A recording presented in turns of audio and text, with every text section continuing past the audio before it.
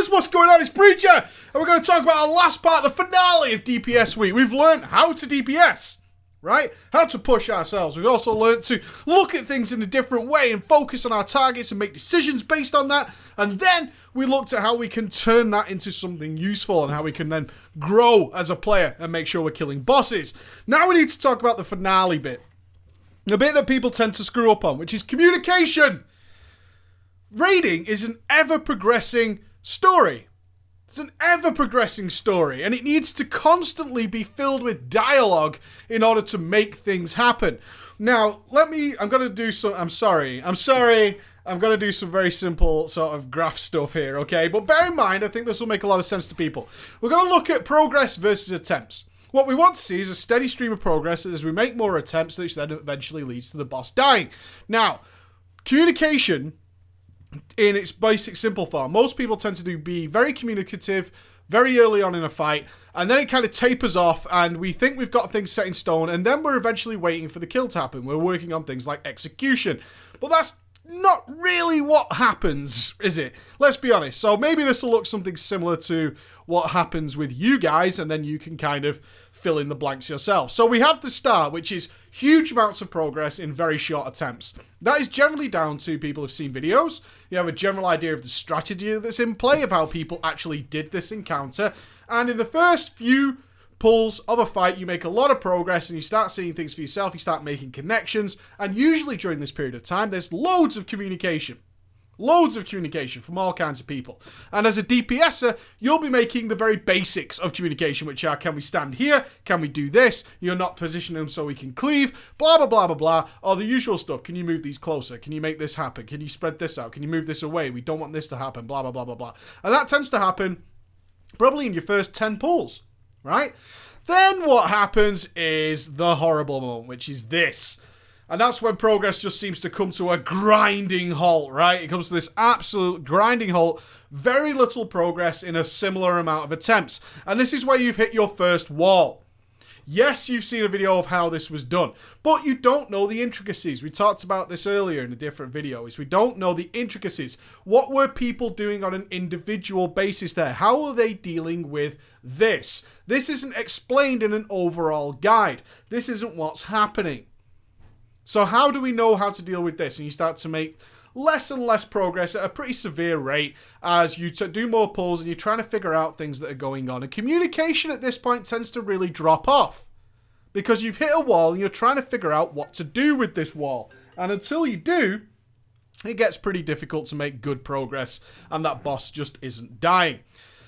Then this happens. Now, this doesn't happen all the time, but it'll happen, you'll know this happens. It's bump. And that's right, negative progress. It's that weird period of time that happens in progress raiding where, in fact, you seemingly go backwards. You're making more attempts, but now you're wiping earlier than you were before. Okay, you've all been there where you were working steadily on, say, phase 2, and then suddenly, for some unknown fucking reason, you start wiping again in phase 1, but you had phase 1 sorted, so what the fuck is going on there? Number of things go on here. Communication at this point is generally 0. You're just trying to get through phase 1 to get to phase 2 to start working on that again. And in that, you're not thinking about phase 1, which might actually be very difficult, and you start making more mistakes. You get overly comfortable. Everything has been set in stone here, and you start getting relaxed and sloppy. People start making mistakes. And also at this point, something we have discussed in the past is that some people got lucky in the first 20 or so pulls. They did. And they didn't have a consistent strategy. They didn't have a methodology of dealing with things on a permanent basis. In fact, they just happened to be the players that weren't affected in a certain way by certain mechanics. And then they started getting hit by those mechanics because all these things average out. And you tend to get this weird period of time where people are making mistakes and people start to stand out in the wrong way. Right? Those guys who you thought were coping perfectly fine suddenly start to show themselves as, oh, they weren't coping fine. They just weren't dealing with these mechanics. And now they're falling to those guys and not to players who could deal with them. And they're essentially having to relearn phase 1. And that's what's going on there. They're having to relearn the fight and start hopefully building some sort of consistent strategy. Or they're players who don't think like that and are just waiting for the time when they will not be affected again. Okay, so you have this weird period of time. I'm sure many of you can relate to that as to having negative progress where you go backwards. And then eventually, ultimately, you kind of pull it out the bag, you kind of work things out. And usually this is where communication picks up again. You'll eventually get to a point where, and I'm sure you've heard this a million times, why are we wiping here? Why is this happening? What's going on? And communication picks back up. So what we have is this weird point where communication dies off until eventually communication picks back up again and people really start to work out what's going on. Perhaps a change of strategy is needed to account for these things. Will alter something. We recently had this in Blast Furnace on my guild, Blast Furnace Mythic. We went with a 3 tank pull, and between a couple of us, we suggested probably about 5 pulls in. It's like, this strategy doesn't seem right. It seems to cause more problems than not. That eventually was overturned, and that decision was not taken to alter that. And we eventually did something like, I don't know, 20 or 30 pulls, maybe more, using a 3 tank strategy until we have ultimately changed it to a 2 tank strategy, which then pushed our progress back up again until getting the kill. And that's the kind of thing that can happen. Very early on in the communication sphere, what tends to happen is a decision is made very early to counter something, right? You're countering a problem very early on, and a decision is made there, such as we'll use 3 tanks here. That seems to make sense. In our first 5 or 6 pulls, this seems to be a problem. If we change to 3 tank strategy, this will alter that. DPSs then go, okay, that's cool. So if we look at, again, something like Blast Furnace, where, okay, this is less of a problem with security guard shields. This problem is negated because we have the 3 tank strategy, and now we're making good progress again, okay? The wheels are back on the bus.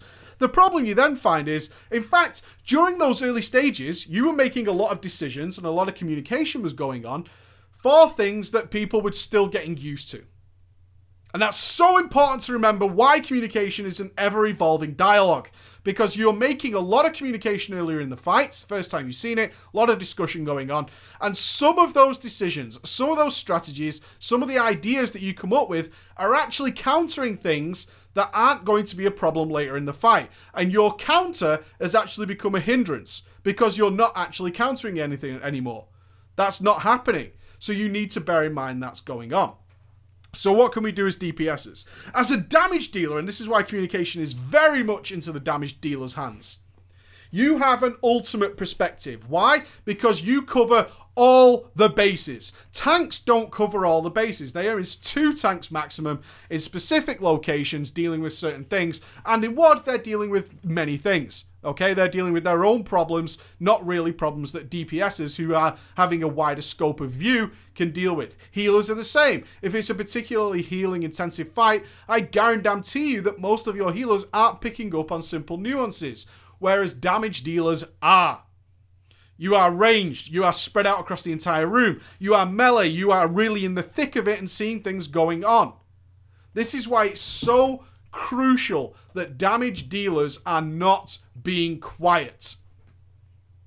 Now, I'm not talking about talking shit on Vent, okay? We all know about Megan Fox's tits or the sand snakes causing poison rush, right? We know about that. What we're talking about is continuing to discuss things. Even if you don't like talking on Ventrilo or you don't like talking on TeamSpeak, you still have a keyboard in front of you to make suggestions. To understand the boss like we did previously. We know how this boss works. Perhaps we can go back and revisit this. Hey, I think this strategy we did earlier is actually ruining our damage. And ultimately, especially in the WoD environment, we outgear this. So we can take that into account as an actual feature, is that we overgear this fight, and perhaps we can push really hard to get things done. What we don't want to do is say, okay, here's our strategy, it's set in stone. Because nothing's set in stone. It's always malleable.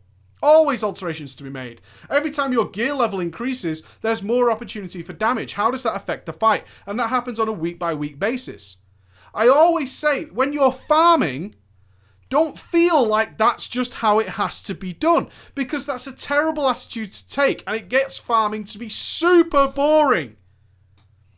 As damage dealers, you are aware that, hey, this thing's dying much quicker now. Perhaps we can introduce this into the fight. Perhaps we don't need to be playing it as safe over here. Perhaps we can be doing that. I encourage and I demand of you, in a way, if you want to be a great player, you have to constantly be reevaluating what you're doing. Now, in most cases, that will be, yes, what we're doing is fine.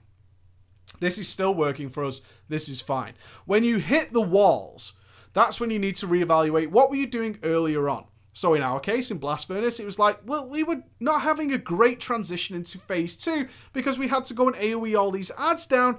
Can we switch this back to 2 tanks? Now our DPS is more comfortable with Phase 1. Perhaps we can cleave all this down. In fact, we're getting some downtime in Phase 1 for a fight that has things to be killed. Can we do something about that? What can we do about that? And all this kind of thinking going on. Communication is so vital, guys, to making sure the flow of your progress continues and you try and avoid running into these obstacles and walls that in many ways can be self-developed. I really detest any player who is like, I'm done with this fight now. That's it. This is how it's done. This is how it will always be. Because, honestly, you're a damage dealer.